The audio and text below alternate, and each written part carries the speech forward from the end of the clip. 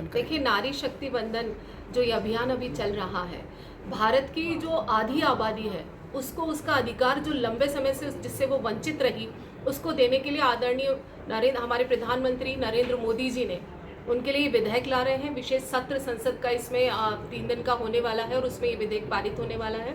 उसी को लेकर आज यहाँ मैं आप सबके बीच में आप सबसे वार्ता करने के लिए उपस्थित हुए हैं।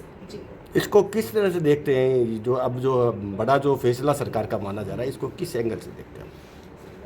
भारत वो देश है जहां हमने धरती को माँ माना, देश को माता माना और वेदों में कहा गया कि यत्र रमयन्ते नारी तत्र रमयन्ते देवता, यत्र पूज्यन्ते नारी रमयन्ते तत्र देवता, और नारी तू नारायणी। लेकिन समय का कालचक्र कुछ ऐसा चला कि हमारे यहाँ महिलाओं को वो गरिमा और वो सम्मान नहीं मिला जो वेदों के काल में हुआ करता था।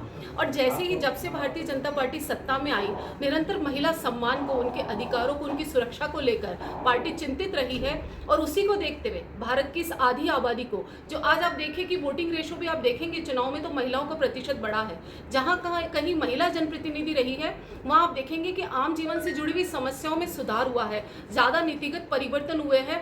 तो महिलाओं को, अपनी बहनों को भागीदारी देने के लिए भारतीय जनता पार्टी की उनका चुनाव में भी प्रतिनिधित्व बढ़े, वो नीति निर्माता भी हो, सिर्फ लाभार्थी नहीं हो, उनका अधिकार उन्हें देने के लिए अधिनियम लाया जा रहा है। और निश्चित रूप से ये एक बहुत बड़े परिवर्तन का भारतीय इतिहास में घोतक होने वाला है। एक तरफ से है भाजपा सरकार जो है नारी शक्ति को सशक्त बनाने का प्रयास कर रही है, दूसरी तरह जो है छेड़छाड़ जैसी जो घटनाएं आ रही है उस पर कोई एक्शन नहीं हो रहा। राजस्थान में भी अभी लगातार 2 घटनाएं सामने आई है, तो उसको लेकर क्या कहेंगे, किस तरह की सुरक्षा? देखिए कि क्या होता है कि जो व्यवस्थाएं बहुत बुरी तरह से बिगड़ चुकी थी राजस्थान के पिछले 5 सालों में, और जो चरमरा गई थी कानून व्यवस्था भी मैं कहूंगी, उसे सुधार करने में थोड़ा तो वक्त लगता है।